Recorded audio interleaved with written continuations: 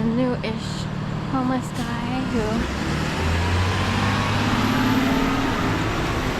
I feel sorry for, but he's sort of taken up residence. A lot of people sort of find a place on Moravian, which is behind our building.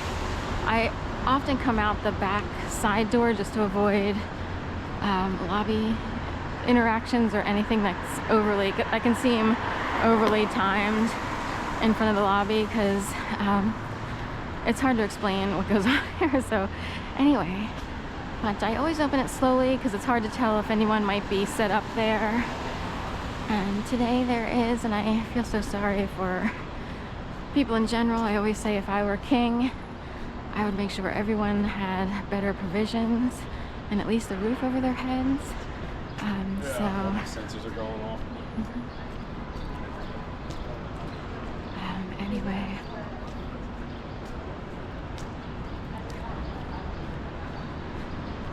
but it's drizzly, rainy. It has been for a few days, and it's been chilly.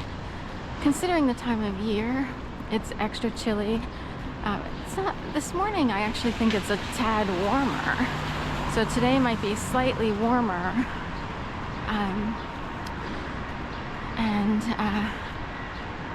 But it's supposed to be rainy-ish for the most part, I think, up to a certain hour.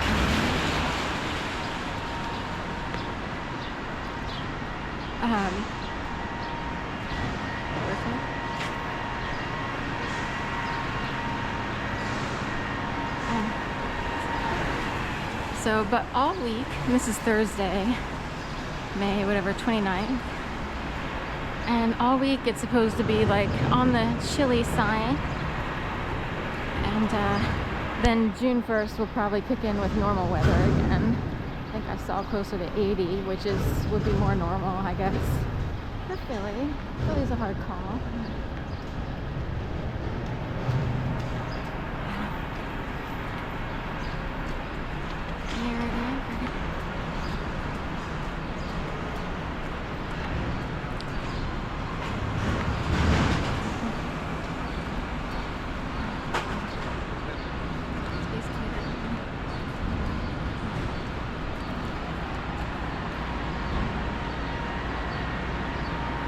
I always call this the Steampunk corner because it sort of looks like dystopia. It has like a dark grinder look. This is actually Marathon Grill is a restaurant with locally sourced. That's funny. Locally sourced foods. So we're going this way now.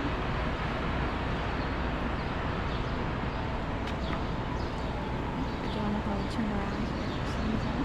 We'll pan the Steampunk corner, see how it looks like it's got a dystopian grinder look, despite the food in Marathon Grill being locally sourced and being like supposed to be bright and happy-ish, you know what I mean? I have a comment to make about, we had a really beautiful movement of yoga. And I guess, you know, there's Soul Cycle over here, which is similar in the sense that you're working out or what have you.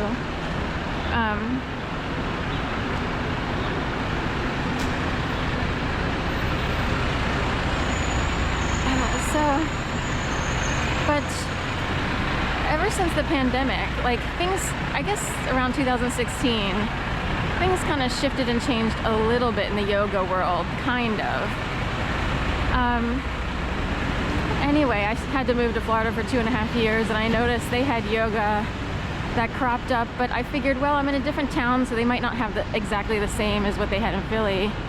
But what I realized is there was a whole movement shift in Philadelphia. Make a left, or right?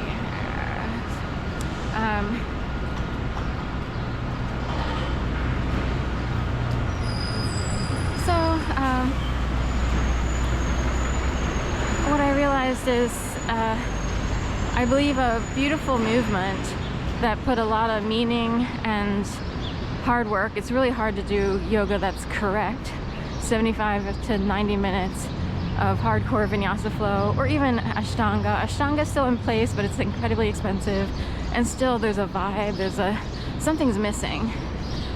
And I noticed that there's just a cheapening or just some sort of yuckiness going on in these worlds wasn't the true intention of yoga or other type forms of practice or working out, if you will.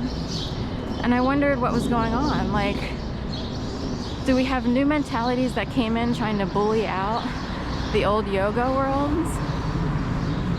Are they just bullies? Are they simple-minded? What is it? Are they too, quote, dare I say, puppeted or handled? Are they on the clock a little too much?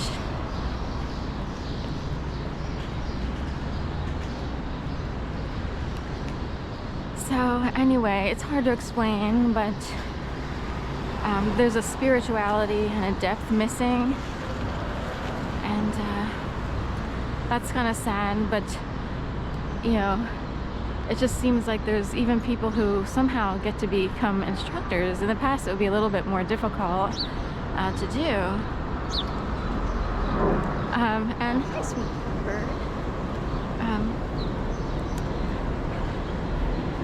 But these days, there seems to be something cheap about it. Everything's more hardcore or militant. So, and these are two separate worlds, you know, yoga practice and the spirituality and sanctity of it.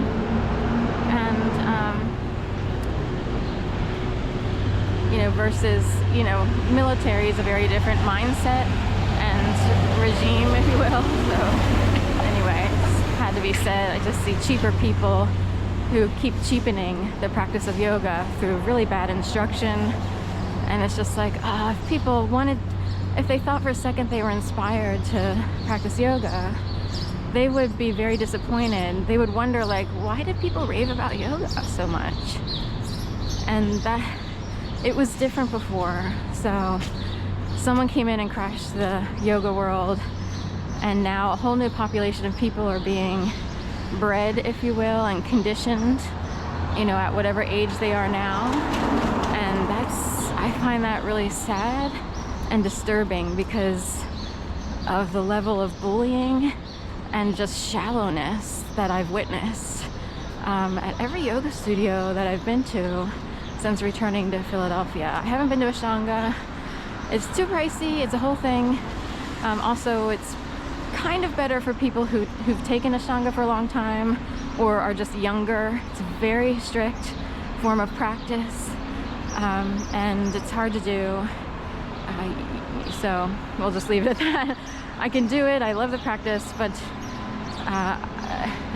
for the price and my age and body right now, I can't do it.